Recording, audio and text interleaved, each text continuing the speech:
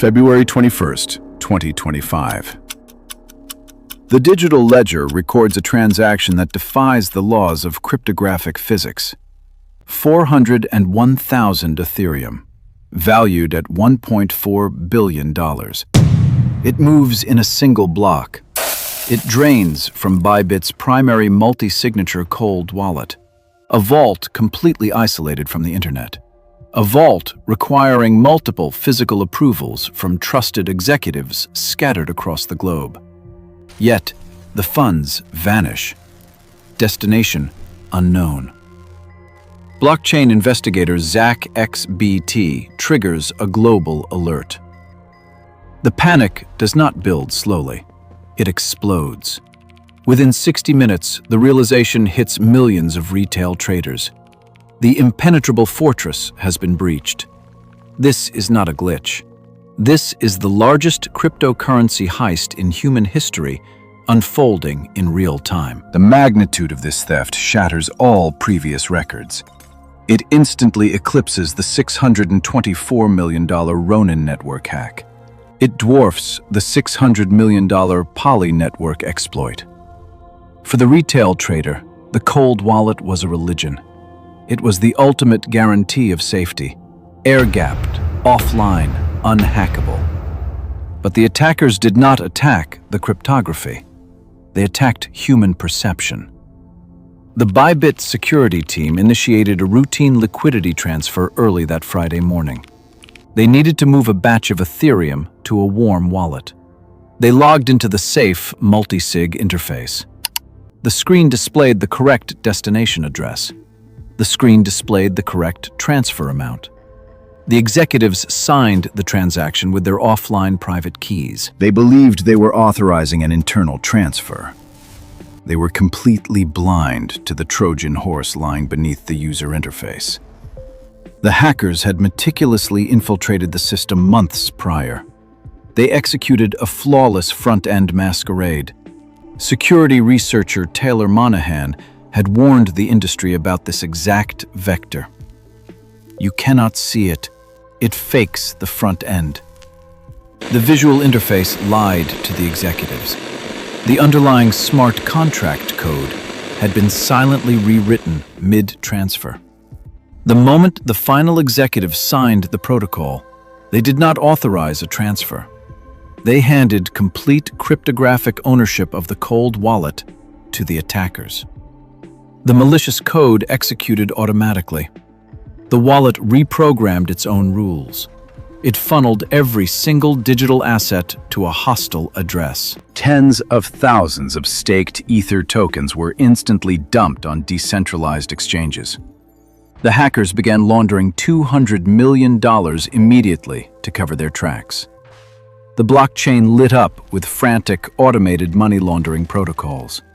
The stolen funds were splintered into 48 separate anonymous wallets. Evidence quickly pointed toward a highly sophisticated external team. The meticulous social engineering, the patience to wait for a routine internal process, the technical prowess to fake a normally secure multi-signature interface.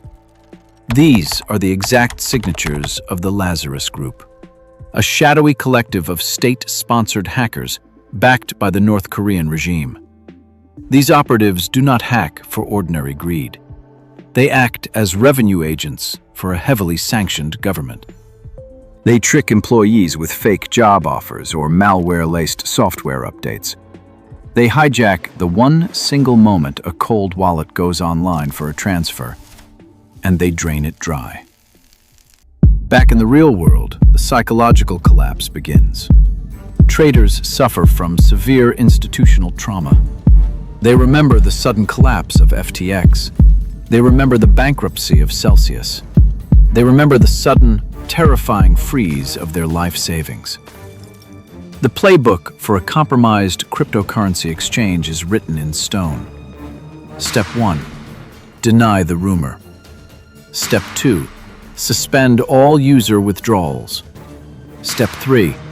Declare insolvency. Millions of users stare at their Bybit phone applications. The fear is absolute.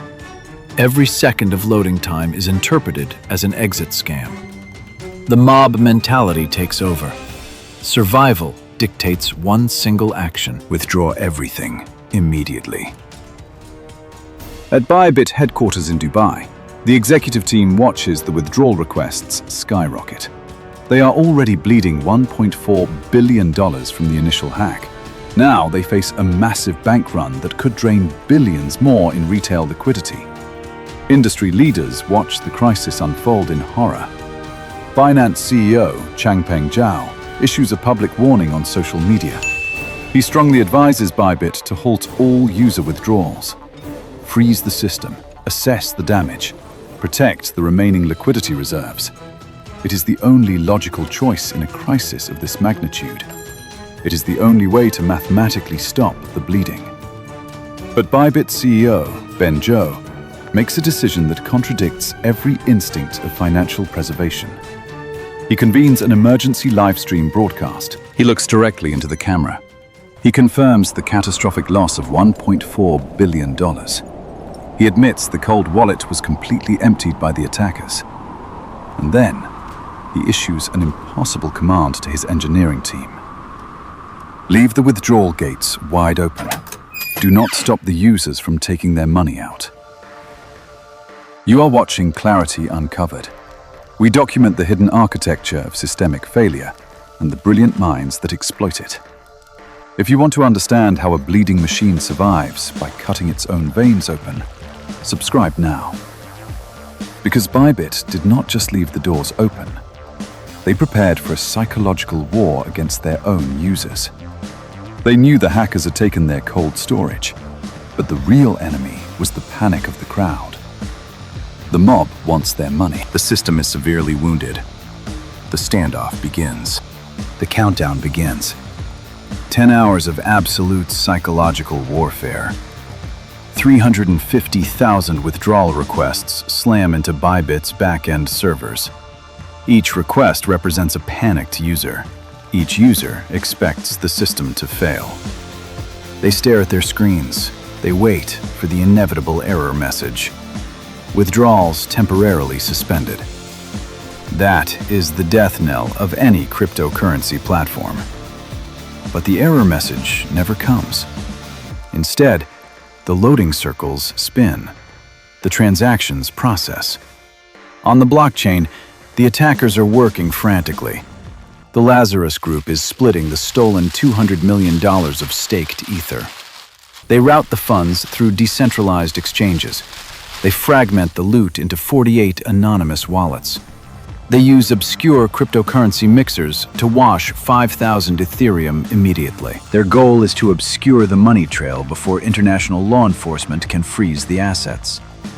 Laundering $1.4 billion is a logistical nightmare even for state-backed thieves. The Ethereum blockchain is entirely transparent.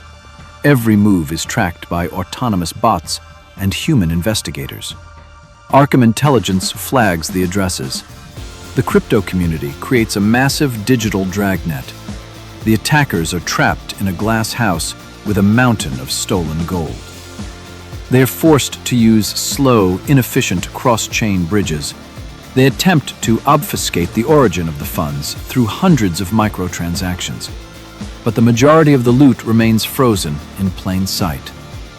The North Korean state apparatus requires liquid capital to fund weapons program. Stolen digital tokens are useless until converted into fiat currency. This creates a massive bottleneck for the Lazarus Group. Meanwhile, the sheer volume of the dumped Ethereum triggers a market shockwave. The global price of Ethereum plunges nearly 3% in minutes. The market is bleeding. Exchanges worldwide go into emergency lockdown. They double-check their own multi-signature cold wallets. They fear they are the next target. But the eye of the storm remains centered on Bybit. The hackers executed a $1.4 billion precision strike. The subsequent bank run threatens to finish the job. A mass exodus of retail liquidity will bankrupt the platform faster than the initial hack. This is the domino effect of digital panic. One fallen piece of code triggers a chain reaction of human fear. Bybit does not attempt to reverse the hack. They pivot entirely to containing the human psychological collapse. Inside the control room, the tension is palpable. The technical teams isolate the compromised safe multisig protocol. They conduct emergency forensic audits on every single internal system. They assume the entire network is hostile. They revoke all existing multi-signature permissions. They establish entirely new, physically isolated communication channels for the executive team. To stop a bank run, you do not lock the vault. You open it wide and show the crowd you have the cash. Bybit mobilizes its remaining reserves. They execute a massive, coordinated capital deployment. Within hours, they secure roughly $4 billion in emergency liquidity support. This is not digital ledger entries. This is liquid capital moved directly into their hot and warm wallets. The $4 billion liquidity injection is not a simple push of a button. It requires liquidating short-term treasury assets. It requires securing emergency credit lines from institutional partners. It is a high-stakes financial maneuver executed in a matter of minutes under extreme duress. They build an iron wall of cash to absorb the panic. The back-end engineers do not sleep. They prioritize server uptime to handle the unprecedented traffic. 350,000 transactions in the first 10 hours. The network fees alone to process these withdrawals cost millions of dollars. Bybit absorbs every single cent. They prioritize user exit over corporate profit. Every single withdrawal is processed. Every single user who demands their money gets their money. The speed of the processing acts as a psychological circuit breaker. The crowd expects resistance. They encounter frictionless compliance. A user initiates a withdrawal. The funds appear in their private wallet seconds later.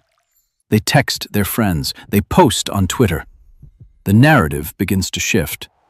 The exchange is not stalling. The exchange is paying. The panic loses its momentum. The bank run dies of starvation because Bybit fed it too much liquidity. By ignoring the standard crisis protocol, CEO Ben Zhu neutralizes the contagion. The platform absorbs the $1.4 billion loss. They cover the theft entirely from their own treasury without touching remaining customer deposits. The industry is left stunned. The most secure offline storage mechanism was bypassed by a simple user interface spoof. The hackers used the executive's own trust against them. They did not break the cryptography. They simply lied to the men holding the keys. This exposes a terrifying reality for the entire decentralized finance sector. The blind spot is not in the blockchain. The blind spot is the human interface. As long as a human must look at a screen and click approve, the system is vulnerable. This event forces a total paradigm shift. Security experts begin designing out-of-band confirmation protocols. They demand manual reviews for massive transfers. They build systems to expose the raw smart contract logic behind the friendly user interface. The arms race accelerates. The attackers probe the psychology of the defenders. The defenders build deeper technical moats, but the ultimate irony of the Bybit heist remains etched in the historical ledger. The Lazarus Group executed the most sophisticated cryptographic heist in history. They stole $1.4 billion from an offline vault without triggering a single alarm. They brought a multi-billion-dollar empire to its knees. But the empire did not fall.